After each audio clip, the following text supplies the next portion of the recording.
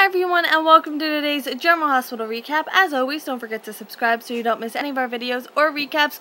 We hit 500 subscribers. Oh my goodness, I can't even begin to tell you how amazing this is. It feels so amazing, so thank you so much for your support. That was a lot of you in the past, 100 you in the past 4 days subscribing. Amazing, thank you so much. Now let's get to today's General Hospital recap.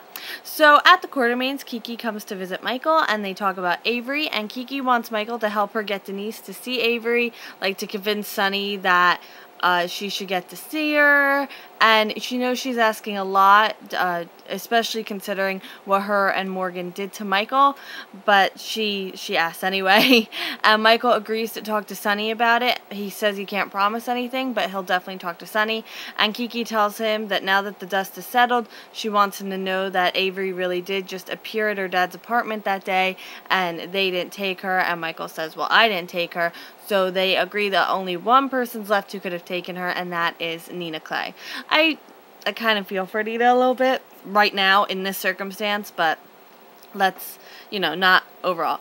At the Jeromes, hello William DeVry, who's been a friend of All Critters Rescue. If you haven't been following it, I've been running an Indiegogo campaign for All Critters Rescue. We're trying to save our sanctuary, and William DeVry is not only a contributor, but a huge supporter. So I actually have that link down in the description. If you could check it out, it would mean so much. And Julian is apparently doing this workout where he throws a punching bag and catches it. Very confused, but it definitely looks intriguing. So Denise questions if he's really giving up the business, and Denise talks about how she hasn't seen Avery, and Julian tells her that he can get Alexis involved and they can petition for visitation, and she's like, well, that's going to take a really long time. And then Franco is at the door. Dun dun dun. That's not really dun dun dun worthy. So then Franco tells Julian that he and Denise are dating, and Julian thinks it's a joke, but they definitely put on a show for him. Kittens, what are you doing?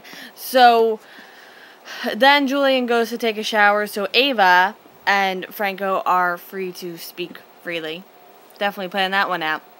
So her plan with Franco is because his father is the district attorney, and she wants Franco to make all the evidence against Ava Jerome go away so she won't be prosecuted for murdering Connie Falconeri, and she specifically wants him to destroy the recording of her confessing to killing Connie. So then Ava tells Franco that if he gets the recording from his father, she'll do everything in her power to get Nina away from Rick. And Julian walks in on them and tells her that they're gonna have to have a talk about this whole Franco thing, and then he leaves. At the police station, Jordan and Scott want to put Sunny away, and Jordan tells Scott how TJ is living with Sunny, and Scott pulls out the aforementioned recording that he has that, AJ made, that recording, and then Jordan and Scott agree to work together to bring Sunny down. So Sunny didn't do himself any favors by inciting the police commissioner by, basically taking her son.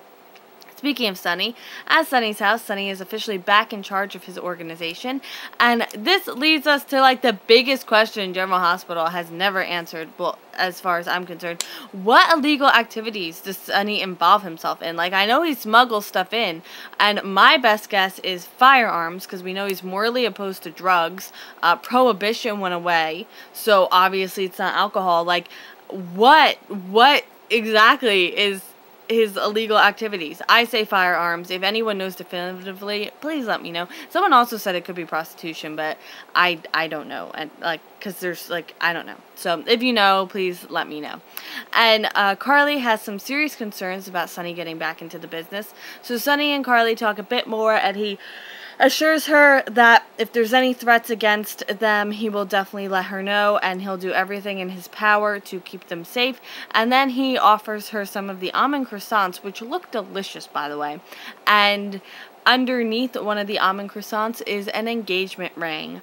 Dun dun dun. Again, we're just having a dun dun dun day today. So he proposes to her, and after they talk a little bit about her concerns, she says yes, and the famous saying that 5th time's the charm. So, sorry.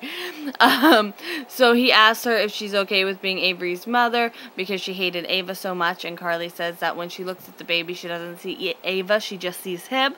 And then Michael calls Sunny and asks if it's okay if he stops over in a little bit. So Michael's probably going to be the first one to hear the happy news. At the hospital, Morgan just proves that he is not that little boy that we all knew and loved, but he is someone that we definitely don't anymore. So Morgan visits Dr. Clay to thank him about Jocelyn's recovery, or just, just show general gratitude. And Silas says, if you really want to thank me, stop making a fool out of my daughter. So Morgan questions where he could have gotten this idea that he would make a fool out of Kiki. No, I love Kiki. Why would I do that? So Silas tells Morgan that he knows he's cheating on Kiki. And Silas also tells Morgan that he knows he's involved with Denise. So Morgan tells Silas that he shouldn't believe a word that Rosalie says about Morgan and Denise being together, because what she saw at Michael's office, she doesn't know what she saw. She walked in on something and she misunderstood it, and he's just digging. Like, just hand him a shovel, because he is just digging himself into a hole.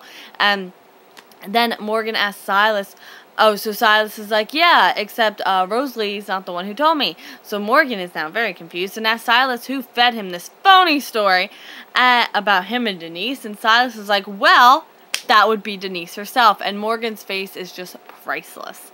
So Morgan tells Silas how he just had no control over himself. He couldn't stop himself. I had no control over the situation. I'm like, you are an adult. You can control yourself. Stop that's one thing that really gets me upset.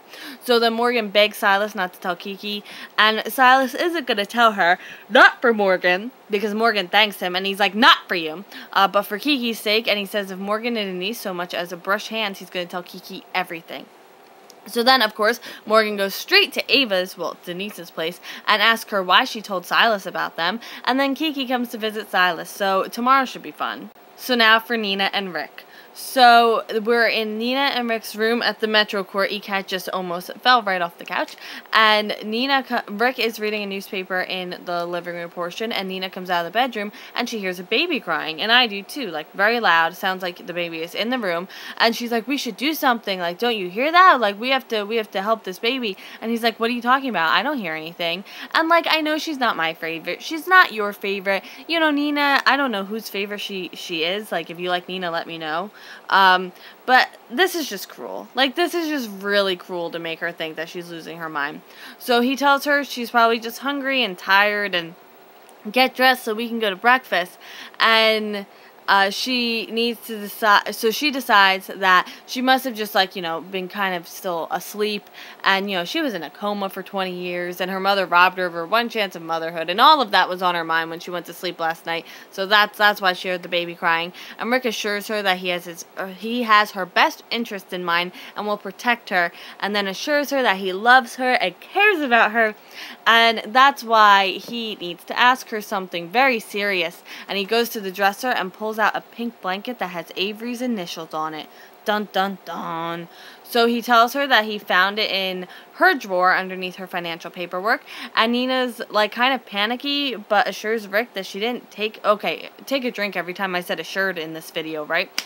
That she didn't take the baby, and Rick's like, oh, I believe you, but you can't tell anyone about this because they might misunderstand. So then Rick again tells her, do not tell anyone, not Sonny, Michael, no one, because if they found out, they would think the worst, and you would get sent back to Shady Brook. And she tells him she won't tell anyone, and she's just really scared right now. And then they hug, and I'm like, this is cruel. Like, I'm not on board with this at all. Like, I don't like Nina, but I'm not on board with this at all. So if you like today's video, please give it a thumbs up. It would mean so much. I have a bunch of vlogs that are going to go up in the next few weeks. I just need to figure out timing of when I'm going to release everything, because there was such a backlog. And I look forward to tomorrow's episode. I thank you all for being here. We have a bunch of new viewers, so thank you all. I try to get back to all of the comments that I can, even if like I'm a day or so late, and some people won't let me reply directly. So if you see me replying to other people but I didn't reply directly to you, it might not be letting me. So like, it's nothing personal. I just need to figure that whole thing out. But I will see you tomorrow from our General Hospital, and I hope you have a great day. Bye.